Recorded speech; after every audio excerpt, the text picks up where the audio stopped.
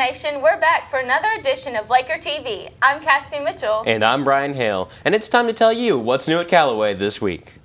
No college equals low wages. That's the title of a study released this summer that says Kentucky high school graduates who don't attend college face limited employment opportunities and low wages. It goes on to say that while a high school diploma is still necessary, it is no longer sufficient to support oneself and a family. Which brings us right into our next story, Cassidy. In an effort to encourage CCHS seniors to continue their education after high school, our entire senior class was bussed over to the Murray State University campus this past Tuesday to check out the annual college fair. Students had the chance to meet representatives from several colleges, and their advice seems to back up what Cassidy was just talking about. There's really no excuse for lack of education, especially financially. You can't afford not to go to college. That's Chris Owsley. He is a representative of a private art school in Nashville, Tennessee called NASI. His advice, let your passion lead the way to college. I found that, when I'm studying something that I have a personal interest in, then, you do a lot better work and find something that's not boring to you. Boyce Representative Hannah Hamilton tells students not to worry if you don't have the best GPA. To not be discouraged by academics or lack of involvement. It's never too late to pull your GPA up or to get more involved in your school.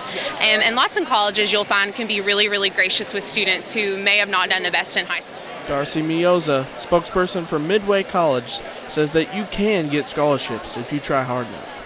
Enough opportunities around, like it may be at your first choice. If it's not possible, there are hundreds of other schools that can definitely make it happen. In recent years, 60% of Calloway County High School graduates have gone on to some college or technical school training.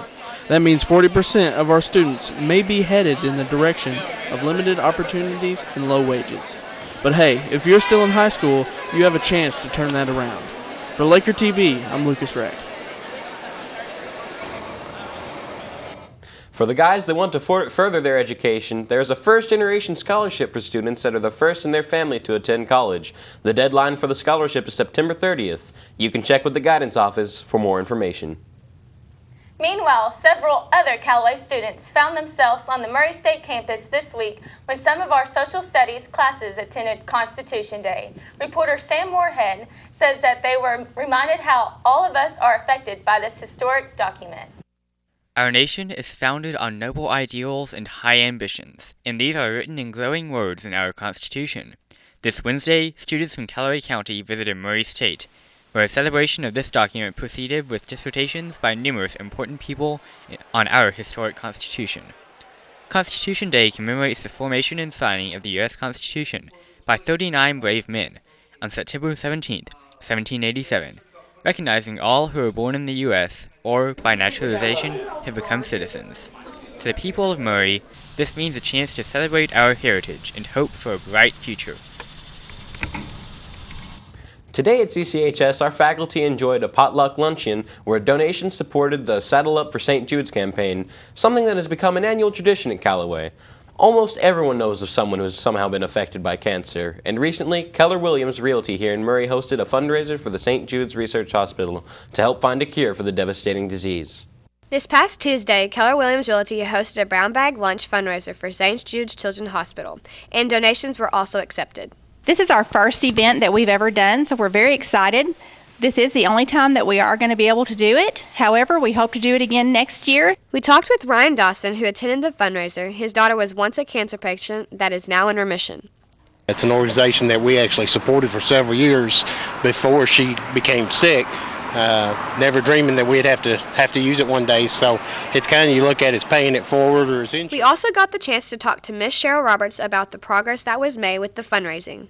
We have raised over 750 people that have come through, which should be over $3,500, including donations. We're not even sure at this time how much we've raised. We're very excited. We're overwhelmed by the community support that we've received. We have got so many walkthroughs right now that we can't even get the burgers off the grill. Thank you all for coming and giving us the kids some publicity. Keller Williams Experience Realty is proud to support this. Because of donations through events like this, families never receive a bill from St. Jude's for treatment, travel, housing, or food.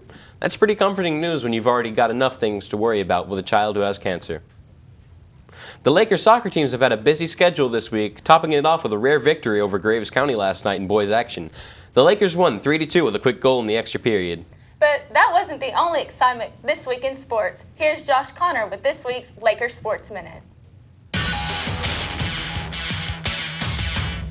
This week has been a huge week in the world of Lakers soccer. Our girls team faced off against district rival Graves County and won. Then, they turned around and absolutely crushed St. Mary 8-0. Maddie Balmer tells us more. We've never beat Graves before, I don't think, since I've been in high school, and it was just like really big for the spirit of the team to have that win. And I think now that we have a big win under our belt, we're hungry for more, and I think that we could be pretty successful in the district this year and go to regional.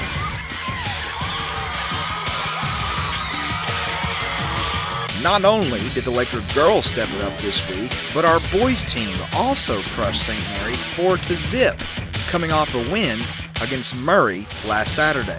Also this week, the Laker girls golf team surged over Murray High with a low score of 163 compared to the Tigers, who shot a 178. Anna Hack led the Lakers, shooting an even par 36. This has been your Laker Sports Minute. For Laker TV, I'm Josh Connor.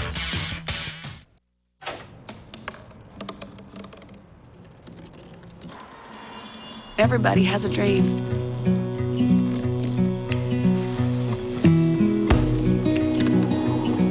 Mine was to see the ocean. And with a little help, I made it.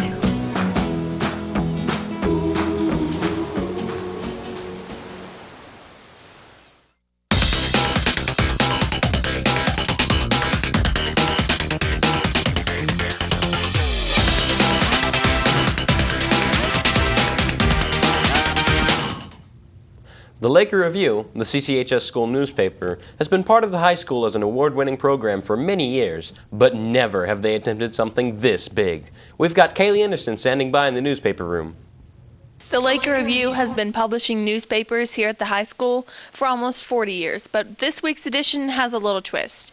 I'm here with Editor-in-Chief Jessica Williams. Jessica, can you tell us what's so unique about this week's paper? This week's paper is larger than it's ever been here at the high school. It's 24 pages because we were able to sell a lot more ads than we have in previous years. How long have you been working on this issue? This issue we've been working on for about a month, writing stories, editing them, editors working on paste up. What challenges have you faced in this issue? With the addition of the new pages, we had a lot more space to fill, so we had to write a lot more stories. But luckily, we have a very large staff this year, and everyone's been working really hard. Paste up has been a lot more time-consuming for editors, so that's one hurdle we've had to pass. Are you excited for people to see all of your hard work? Yeah, and we have worked very hard on this issue, so yeah, I'm very eager for everyone to get a read in. Don't forget to pick up the paper. For Laker TV, I'm Kaylee Anderson. This month's edition of Laker Review was distributed to students this afternoon here at school. Plus, an additional 4,000 to 5,000 copies went out today as an insert in the Murray Ledger and Times. Last weekend, the Laker band traveled to Graves County to compete against 9-time state champion Madisonville North Hopkins to finish half of a point behind them. Dr. Jones explains what this means for the band's season. Last weekend, even though we were reserve grand champions, which was second place overall out of the entire contest, it was a good day for us. We actually split the judges' decision between us and Madisonville North Hopkins, which is a 9-time straight 4A champion. They'll be going for their 10th. When you come within a half a point of a band like that, I think it's a real attention grabber.